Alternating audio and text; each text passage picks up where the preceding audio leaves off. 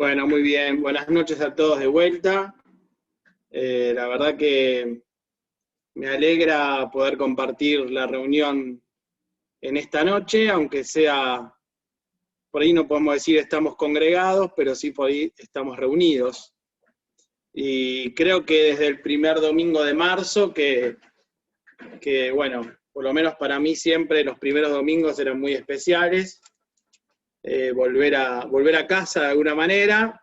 Muchos no saben, pero yo me convertí en Argerich en el 91, me congregué mis primeros 2 años ahí hasta que salió la posibilidad de ir a ayudar a Quintana, y bueno, a partir de ahí fuimos para allá, ¿no? Pero siempre es lindo volver a las raíces y poder compartir con los hermanos tan queridos, ¿no? Así que bueno, en esta noche nos toca meditar juntos en el libro de Josué, que ustedes vienen meditando hace tiempo, tengo entendido, y hoy nos toca el capítulo 8, del verso 30 al 35.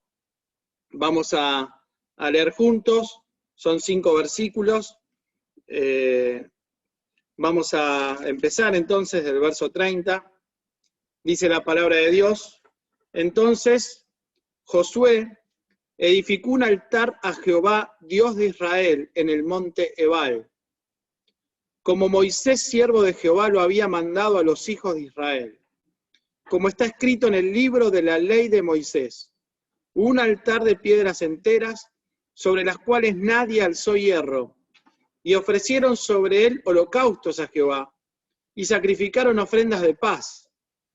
También escribió allí sobre las piedras una copia de la ley de Moisés, la cual escribió delante de los hijos de Israel. Y todo Israel, con sus ancianos, oficiales y jueces, estaba de pie a uno y otro lado del arca, en presencia de los sacerdotes levitas que llevaban el arca del pacto de Jehová, así los extranjeros como los naturales. La mitad de ellos estaba hacia el monte Gerizim, y la otra mitad hacia el monte Ebal, de la manera que Moisés, siervo de Jehová, lo había mandado antes, para que bendijesen primeramente al pueblo de Israel. Después de esto leyó todas las palabras de la ley, las bendiciones y las maldiciones, conforme a todo lo que está escrito en el libro de la ley. No hubo palabra alguna de todo cuanto mandó Moisés que Josué no hiciese leer delante de toda la congregación de Israel, y de las mujeres, de los niños, de los extranjeros que moraban entre ellos. Hasta aquí nomás, por ahora, en la palabra de Dios. Bueno, es un pasaje muy particular donde hay una situación muy particular que se da. A mí me gustaría, no quiero llevar muchos minutos, yo sé que quizás a alguno le puede aburrir, pero me parece muy importante ubicarnos geográficamente, históricamente, ubicarnos en el lugar donde estamos. Creo que puede ser útil para también después desarrollar un poquito el por qué se da esto y en este lugar y en esta situación. Así que no quiero gastar muchos minutos, pero me parece importante, si podemos compartir pantalla. A ver, yo voy a abrir lo que tengo.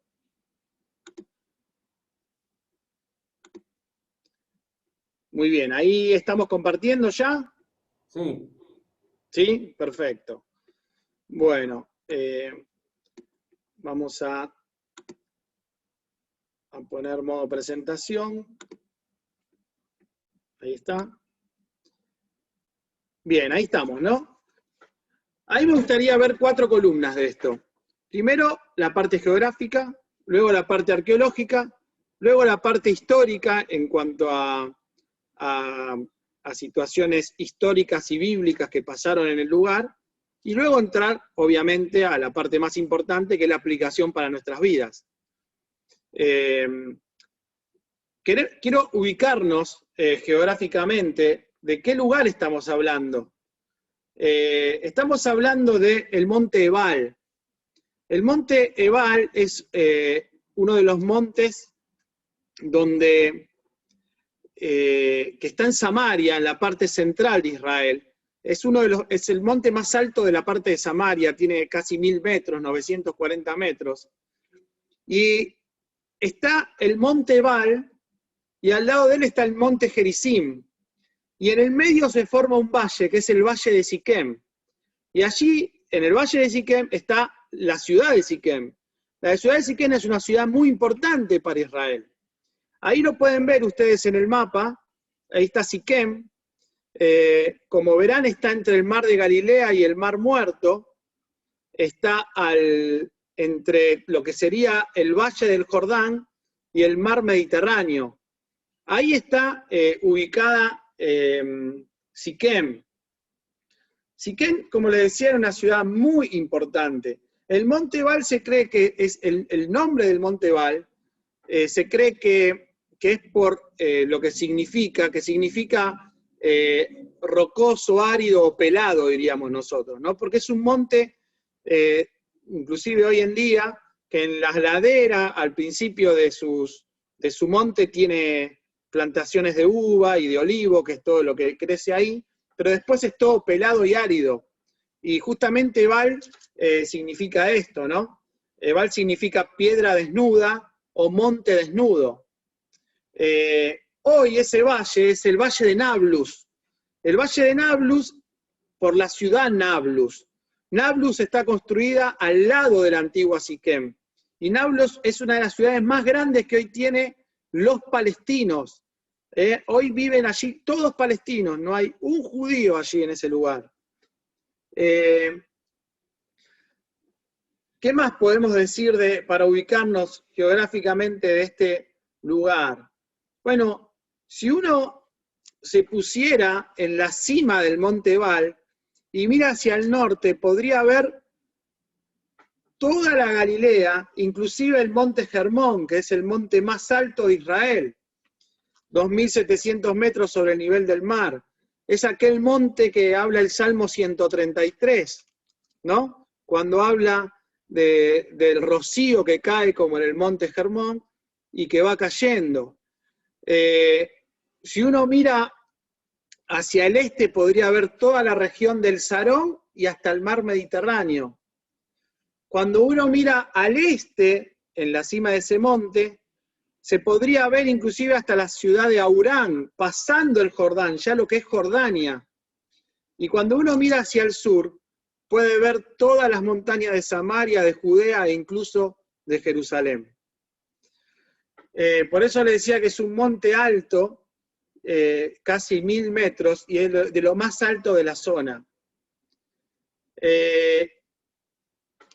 Ese monte, el Monte Ebal y el Monte Gerizim y el valle, forman un anfiteatro perfecto y natural, con maravillosas propiedades acústicas.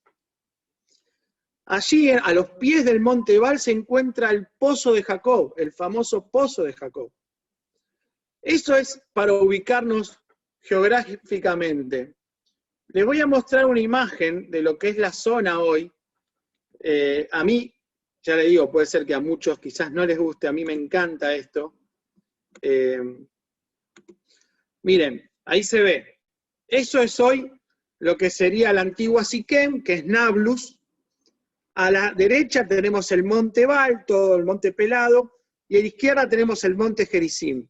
Es muy importante este monte, ahora lo vamos a ver también. ¿Qué significaba el Monte Gerizim? Acá es donde se da esta situación. Acá es donde nos ubicamos, donde esto pasa.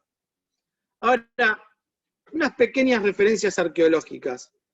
Siquem es lo que hoy podrían llamarse la actual Tel Bálata.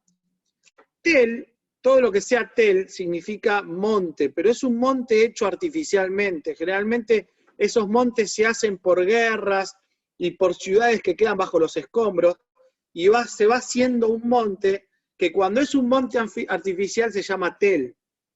Es un yacimiento arqueológico tremendo que pasó desapercibido por el lugar donde está, porque las rutas turísticas lo han dejado de lado por esta rivalidad que hay entre palestinos e israelíes.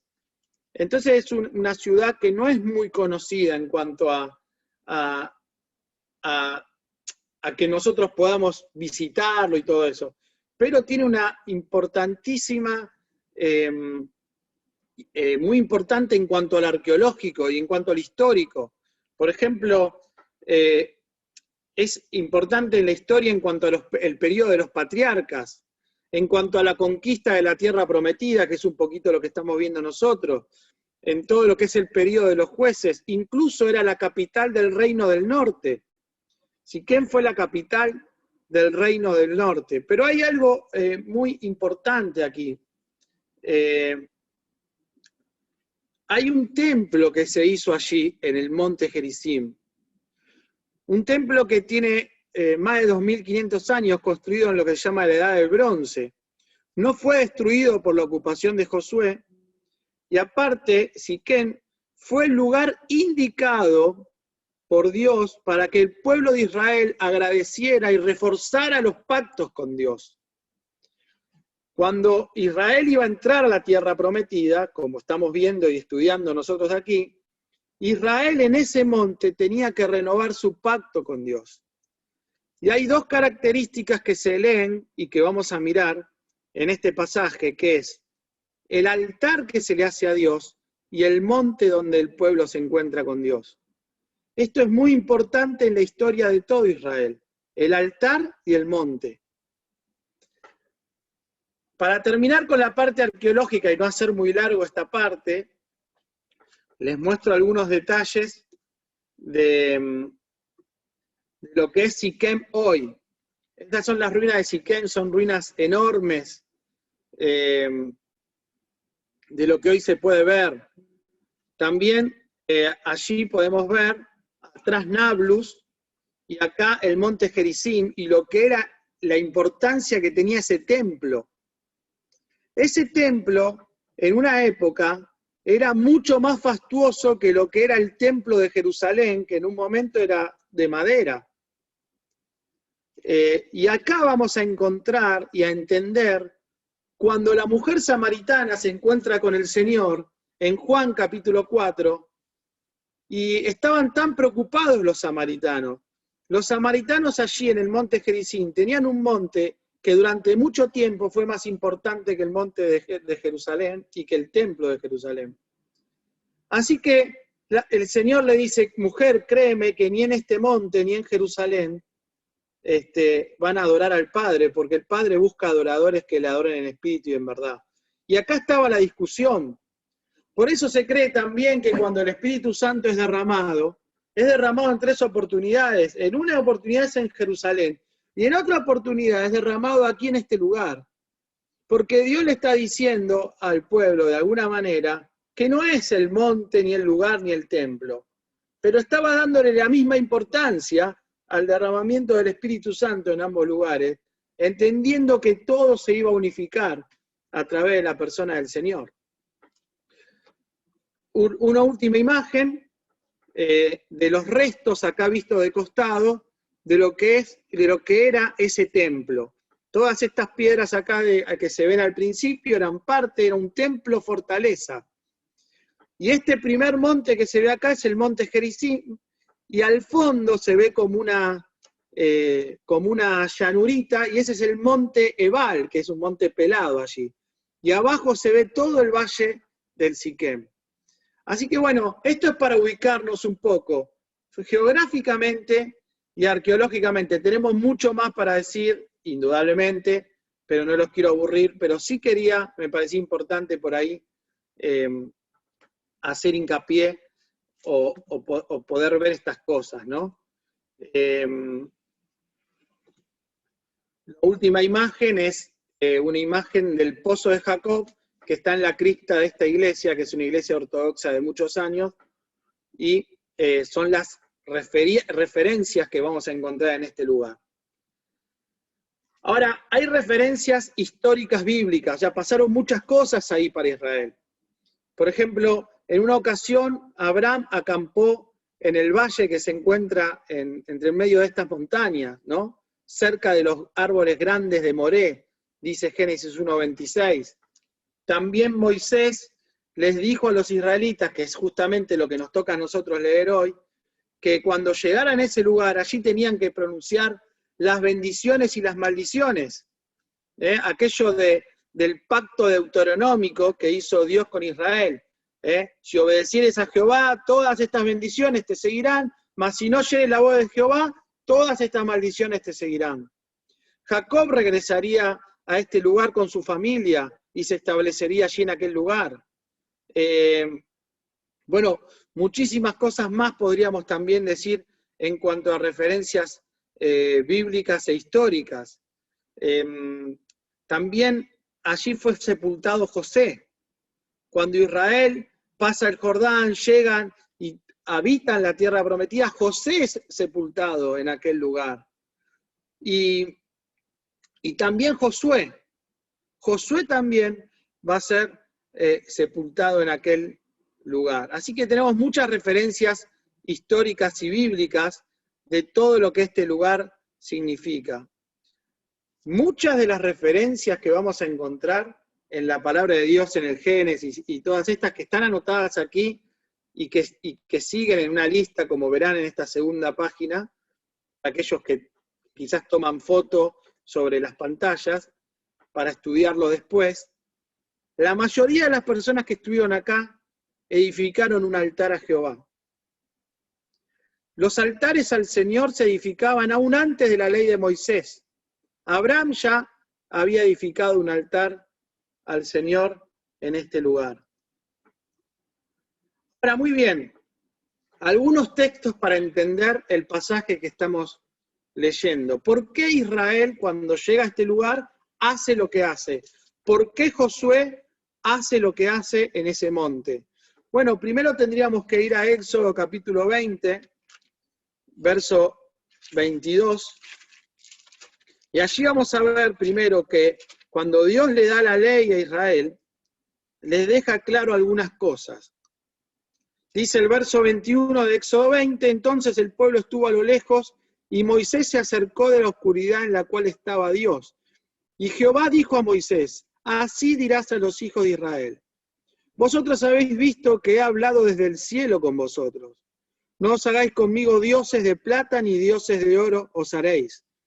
Altar de tierra harás para mí, y sacrificarás sobre él tus holocaustos y tus ofrendas de paz, tus ovejas y tus vacas. En todo lugar donde yo hiciere que esté la memoria de mi nombre, vendré a ti y te bendeciré. Y si me hicieres altar de piedras, no las labres de cantería, porque si alzares herramientas sobre él, lo profanarás. No subirás por gradas a mi altar, para que tu desnudez no se descubra junto a él.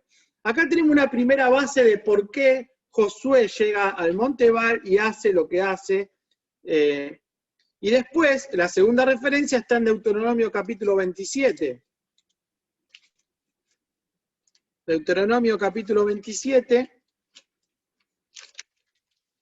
está mucho más claro porque acá está directamente la orden de Moisés a Josué para cuando él entrase en la tierra prometida. Ordenó Moisés con los ancianos de Israel al pueblo, diciendo, guardaréis todos los mandamientos que yo prescribo hoy, y el día que paséis el Jordán a la tierra que Jehová tu Dios te da, levantarás piedras grandes y las revocarás con cal, y escribirás en ellas todas las palabras de esta ley. Cuando hayas pasado para entrar en la tierra que Jehová tu Dios te da, tierra que fluye leche y miel, como Jehová el Dios de tus padres te ha dicho. Cuando pues hayas pasado el Jordán, levantarás estas piedras que yo os mando hoy en el monte Ebal, y las revocarás con cal, y edificarás allí un altar a Jehová tu Dios. Altar de piedras, no alzarás sobre ellas instrumento de hierro. De piedras enteras edificarás el altar de Jehová tu Dios, y ofrecerás sobre él el holocausto a Jehová tu Dios, y sacrificarás ofrendas de paz, y comerás allí, y te alegrarás delante de Jehová tu Dios, y escribirás muy claramente en las piedras todas las palabras de esta ley. Y Moisés, con los sacerdotes levitas, habló a todo Israel diciendo, guarda silencio y escucha, oh Israel. Hoy has venido a ser pueblo de Jehová tu Dios. Oirás pues la voz de Jehová tu Dios y cumplirás sus mandamientos y sus estatutos que yo te ordeno hoy.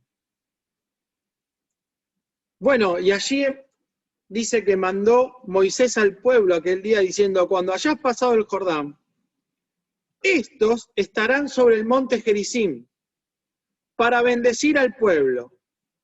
La tribu de Simeón, Leví, Judá, Isaacar, José y Benjamín, todos estos estarán sobre el monte Ebal para pronunciar las maldiciones.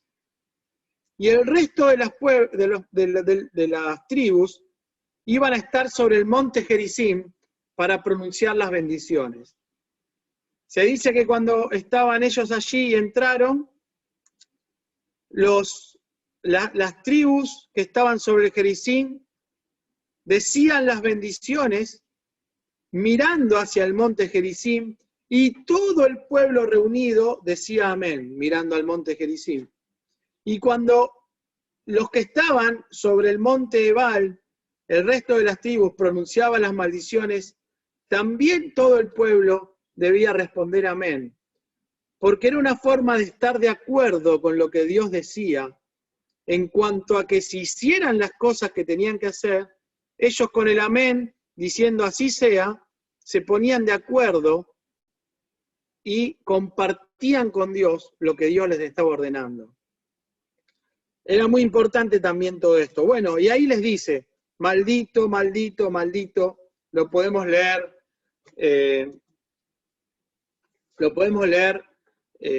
no quiero hacerlo largo, pero habla allí de todas las maldiciones,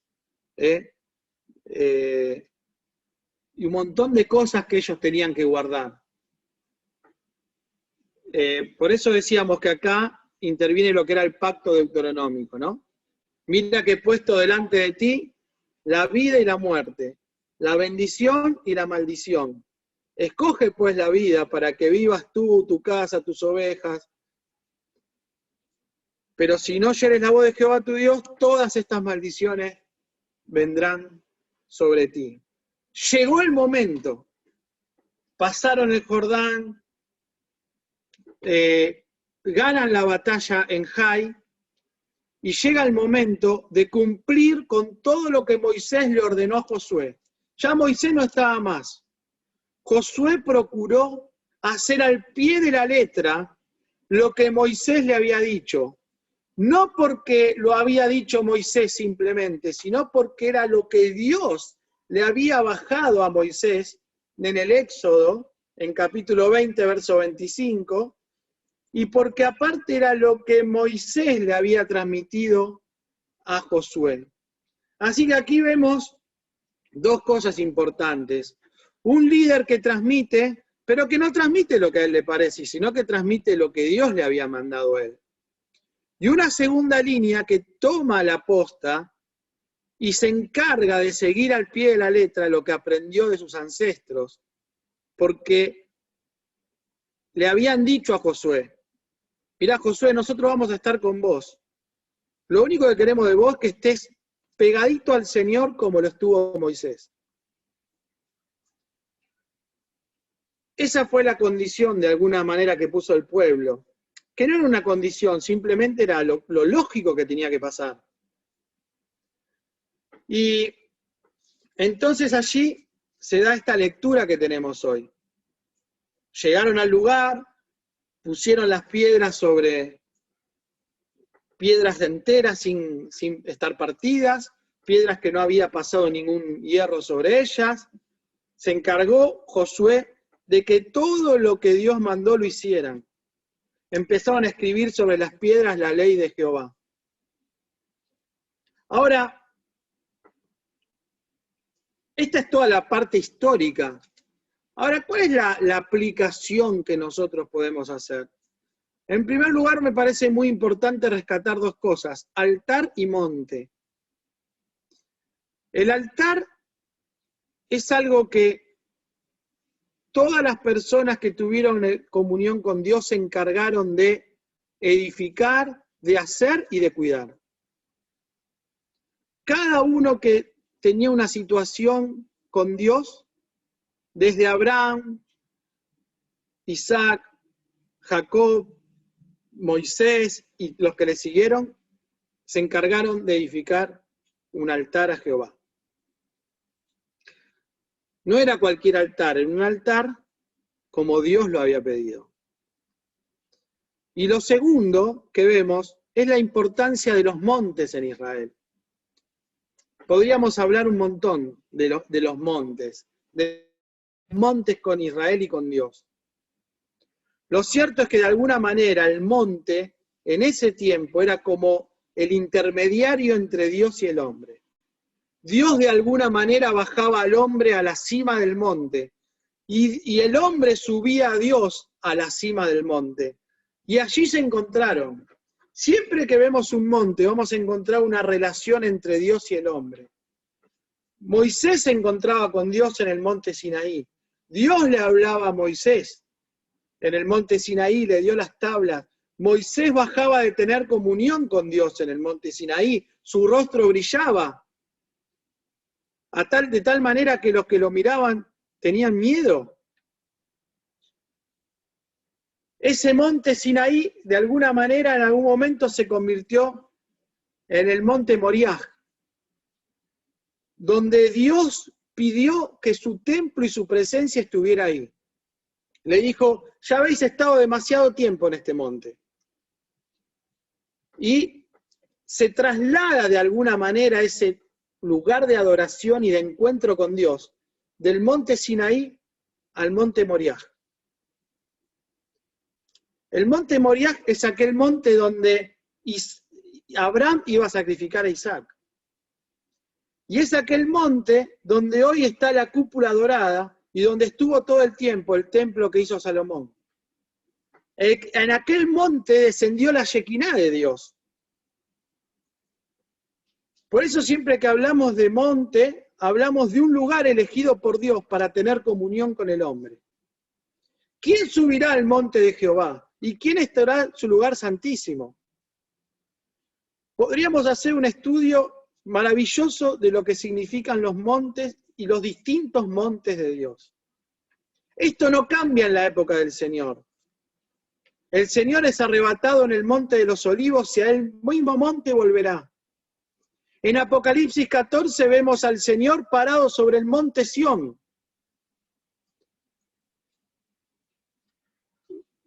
Vemos en el monte, en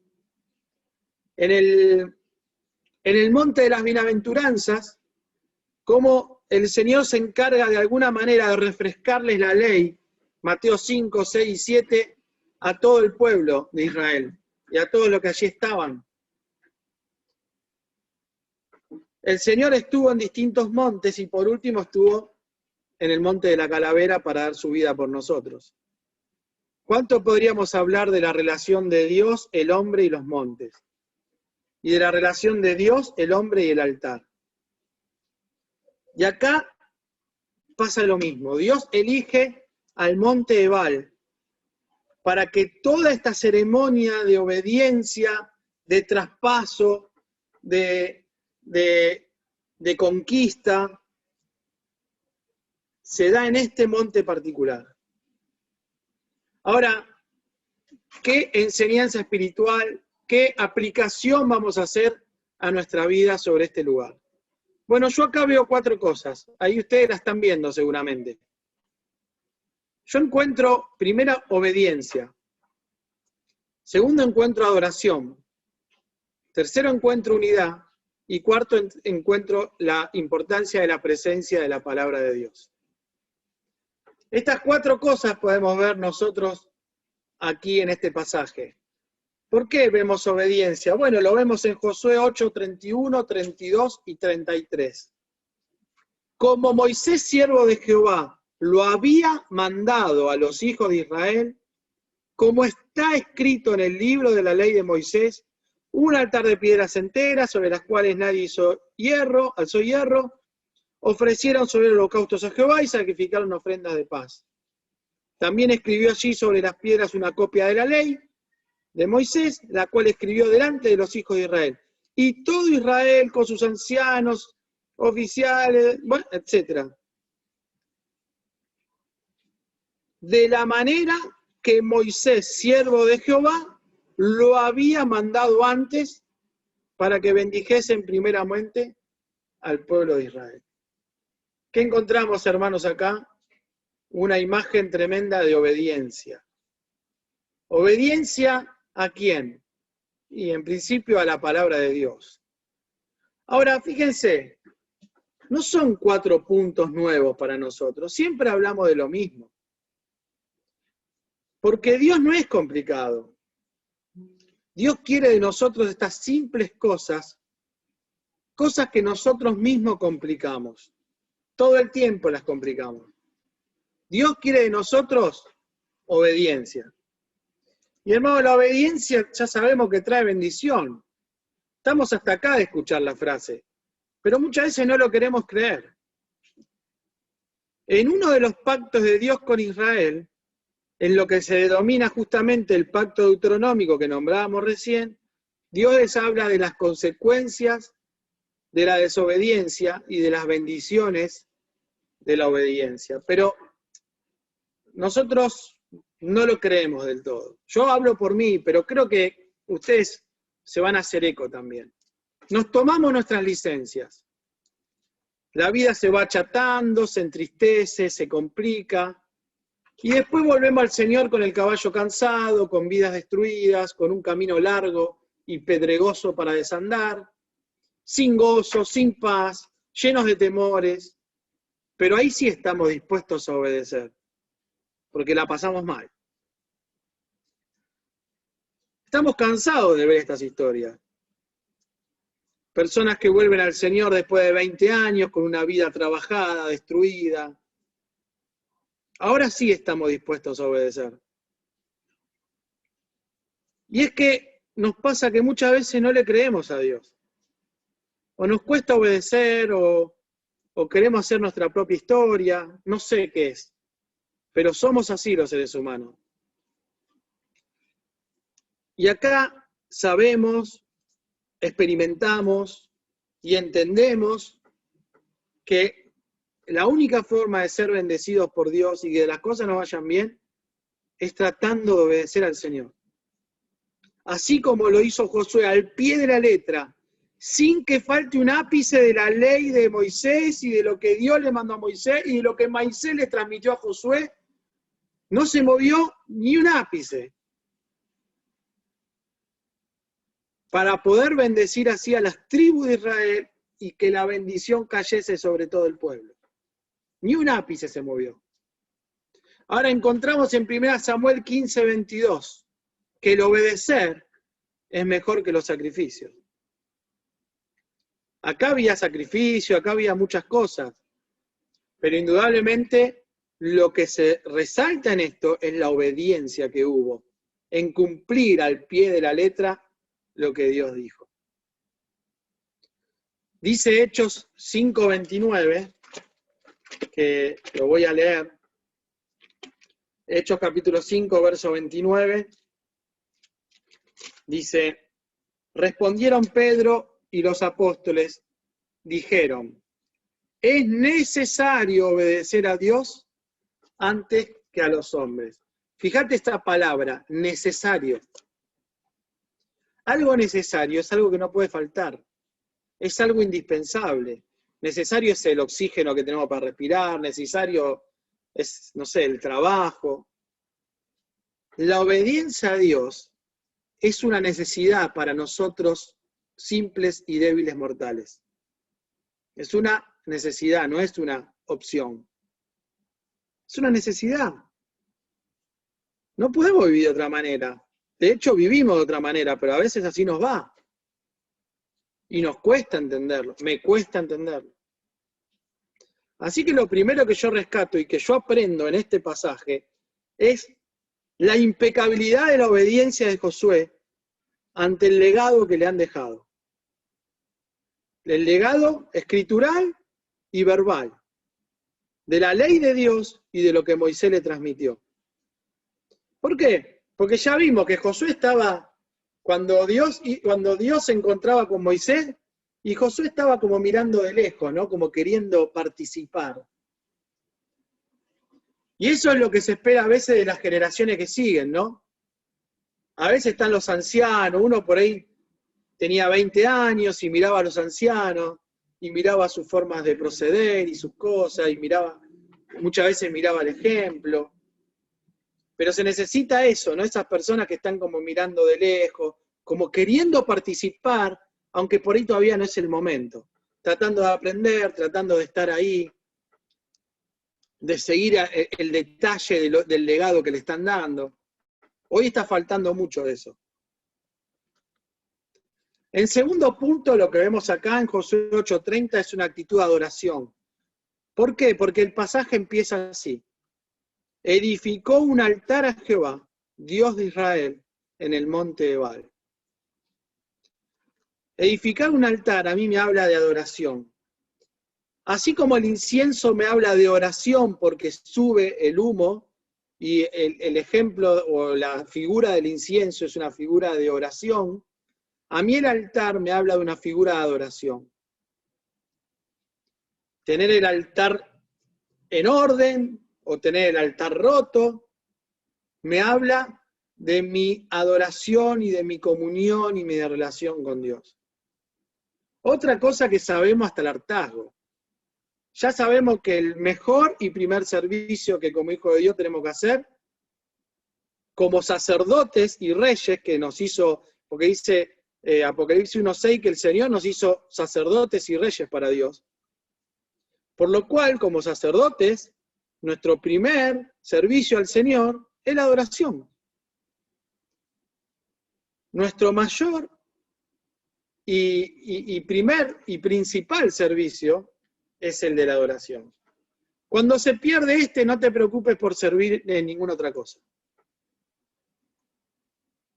Y cuando solemos perder esto, y la verdad créanme que lo solemos perder seguido, se saca a la vista del por qué servimos, de a quién servimos, se pone por delante cualquier otro asunto que embarra la cancha, empiezan las discusiones, empezamos a perder un poco el objetivo de qué hacemos y para quién lo hacemos. La oración es una forma de vida, ya lo escuchamos un montón de veces también, no es solamente cerrar los ojos en un culto y levantar los brazos, meneándolos suavemente de una punta hacia la otra. Adoramos cuando servimos, adoramos cuando oramos, adoramos cuando cantamos, adoramos cuando ofrendamos, adoramos cuando estamos a solas, adoramos cuando estamos acompañados, adoramos cuando le predicamos a alguien, cuando damos un buen testimonio. Es una forma de vida. Cuando nosotros perdemos esta forma de vida y perdemos ese primer servicio, y nos empezamos a preocupar por otro tipo de servicio, que en realidad no nos tendríamos que preocupar, porque tendríamos que volver a la fuente. A veces no lo hacemos por vergüenza, a veces no lo hacemos por el lugar en donde estamos, y no solo en el lugar físico, sino en el lugar de estatus espiritual donde estamos. Y bueno, y así continúa la vida a veces, ¿no? A veces seguimos con la vorágine del servicio, sobre todo muchos de nosotros que estamos en el ministerio, y seguimos la vorágine del servicio, y necesitamos parar la pelota, pero la pelota no se puede parar. Y nos cuesta tener ese momento con el Señor de adoración.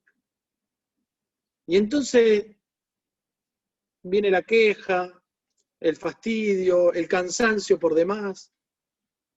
Yo se los hablo en primera persona porque lo vivo. No porque lo viví, sino porque lo vivo.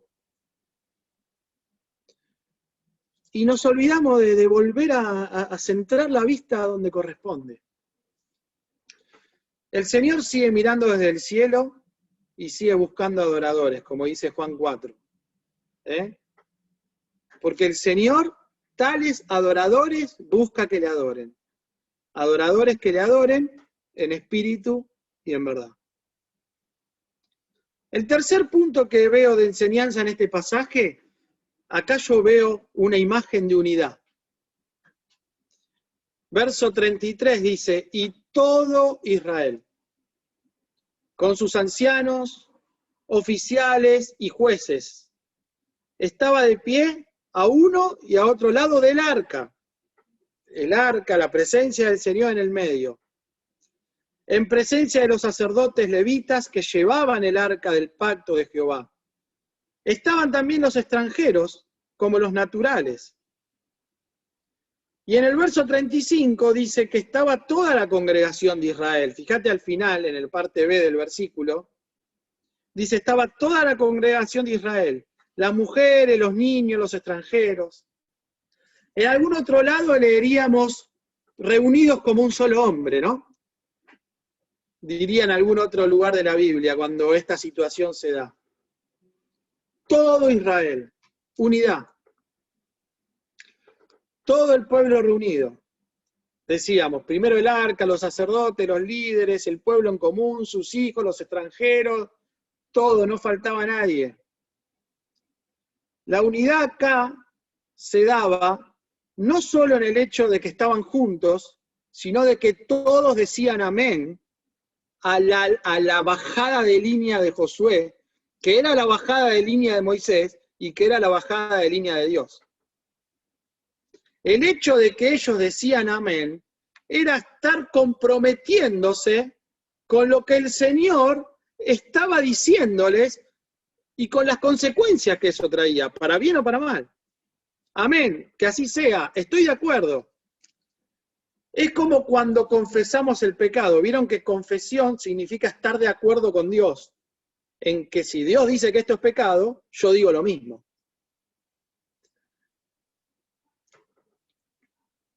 Así que ellos asentían a toda la palabra de Dios que se decía. Cuando la palabra de Dios es la ley, toda discusión, pelea y punto de vista se termina. Yo puedo discutir con un inconverso, y yo tengo una regla de vida y él tiene otra. Probablemente no nos pongamos de acuerdo, porque quizás él me quiere insultar, quizás él quiera sacar hasta un cuchillo, y yo por ahí tengo otras reglas. Ahora, cuando estamos hablando entre hermanos, nosotros podemos discutir muchas cosas, pero toda discusión se termina cuando Dios dice, cuando vamos a la Biblia. A ver, ¿qué dice Dios de esto? Leemos la Biblia. Listo, se acabó la discusión. Bueno, hay cosas que son así de fáciles y hay cosas que parecen grises.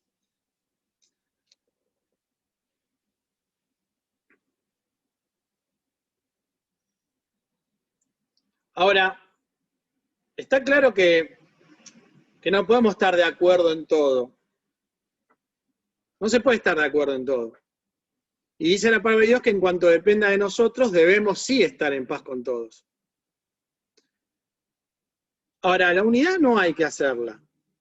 Está hecha en la cruz y nosotros debemos ser guardianes de ella nada más. Cada uno después sabrá con quién y de qué manera la puede cumplir y llevar adelante. Está claro que por más que yo me quiera preocupar en mantener unidad con mucha gente, yo no puedo mantener una unidad con alguien que cree en Dios, pero que dice que Jesús no es Dios. Por más que quiera y por más buena onda que le ponga, doctrinalmente no me puedo mantener en unidad con él. Ahora, es verdad que podemos no estar de acuerdo en muchas cosas, es verdad que hay muchas cosas que son difíciles, pero también es verdad que en cuanto dependa de mí, tengo que hacer todo lo posible por guardar la paz. Y eso sí es una responsabilidad de cada uno de nosotros que es ineludible. Esa es una responsabilidad ineludible. Por último, lo que veo es la importancia y la presencia de la palabra de Dios, de la Escritura, de la ley, en medio del pueblo. Y eso lo encontramos en Josué capítulo 8, versos 34 y 35. Dice, después de esto leyó todas las palabras de la ley. Todas las palabras de la ley. Las bendiciones y las maldiciones, conforme a todo lo que está escrito en el libro de la ley.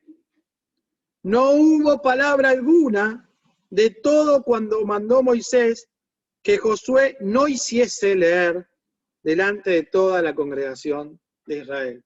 La presencia, la importancia de la palabra de Dios. A veces se opinan cosas sin recordar la palabra de Dios. Nos ha pasado Montón de veces, sobre todo en reuniones de pastores y de líderes. Yo creo que tenemos que hacer las cosas así, yo creo, y por ahí con buen criterio. Pero a veces tomamos decisiones y ni se abre la palabra de Dios. No se tiene en cuenta, por ahí es un buen criterio, pero la palabra de Dios no estuvo presente. ¿Cuántas veces nos pasó? Y ya sabemos lo que es la palabra de Dios. La palabra de Dios perfecta, convierte el alma. La palabra de Dios limpia el camino del joven. La palabra de Dios es la voluntad de Dios revelada a nosotros. Es lo que Dios quiere, lo que a Él le agrada. Decíamos que cuando la palabra de Dios es la ley, cualquier situación que haya que resolver se termina ahí.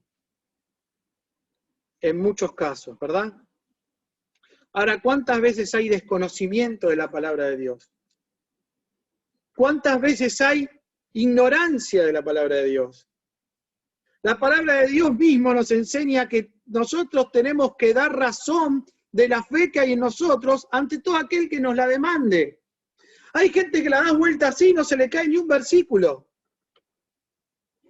Ni siquiera puede predicar el Evangelio porque no sabe ni 2 textos para predicar de memoria. Con toda paciencia y doctrina. Para hablar con toda doctrina la tengo que conocer. No se conoce la palabra de Dios y por eso nos pasan las cosas que nos pasan. Por eso vivimos los problemas que vivimos, porque no conocemos la palabra de Dios. No leemos Oseas. No sabemos si es una marca de zapatos, Oseas, o si Zacarías pensamos que es el hijo del vecino de la vuelta. Muchas veces, y yo por mucho tiempo, no sabía lo que decía Zacarías, de qué trataba. No conocemos la palabra de Dios. Siempre que hablo de esto, doy el ejemplo de cuando nació Jean. Muchos por ahí lo deben haber escuchado, pero como el pueblo se renueva, mi señora, si estaría acá, me diría, ¿otra vez vas a contar eso? Pero no encuentro un ejemplo mejor. Cuando nació Jean, tuve 3 días sin dormir. Había leído una nota sobre la muerte súbita y me levantaba cada rato al Moisés para mirar si respiraba. Hasta que el Señor trajo un versículo a mi cabeza. Si Jehová no cuida la ciudad, en vano vela la guardia. Eso fue suficiente para mí para irme a dormir. Fue la mejor pastilla para dormir. Ahora, Dios no hubiera traído ese versículo a mi cabeza si yo no lo hubiera conocido. Porque no es magia. Es conocer la palabra de Dios para que el Espíritu Santo la aplique en el momento necesario que la necesito. Para que me consuele, para que me fortalezca, para que me renueve, para que me exhorte, para que me corrija, para lo que sea. Para que cuando estoy haciendo lío o por estoy haciendo algo, te acuerdes de ese versículo que dice, mirá que si no haces esto, todas estas maldiciones vendrán sobre ti. Para tener temor de Dios, porque con el temor de Dios los hombres se apartan del mal. La importancia de la palabra de Dios. ¿Vieron? Acá leímos en 2 versículos como 4 veces toda la palabra de Dios, todo lo que la ley de Moisés dice, todo lo... ¿Cuántos versículos conoces? ¿Cuánta palabra de Dios hay? Toda la palabra de Dios. ¿Para qué? Porque conociéndola, seguramente nos ahorraríamos un montón de dolores de cabeza. Hermanos, no me quiero estirar más. Espero haya sido de bendición. Son 4 puntos que yo encuentro en este pasaje, que son puntos que Dios nos repite todo el tiempo, pero que indudablemente son materias que tenemos que aprobar. Porque nos olvidamos, nos desviamos, nos deslizamos lentamente, hasta que por ahí volvemos a escuchar y otra vez corregimos la nave, y ahí estamos, ¿no? Dios nos bendiga para que esto pueda ser una realidad en nuestra vida, la obediencia, la adoración, la unidad y la presencia de la palabra de Dios. Vamos a orar. Te damos gracias, Señor, en esta noche por poder abrir tu palabra una vez más y pedimos tu bendición sobre nosotros. Esa bendición que sabemos que viene por la obediencia, ese conocimiento de la palabra de Dios, ese esfuerzo por la unidad y esa situación de adoración que necesitamos tener. Te damos las gracias, Padre, por tu palabra y pedimos tu bendición sobre cada uno de nosotros. En el nombre del Señor Jesús. Amén.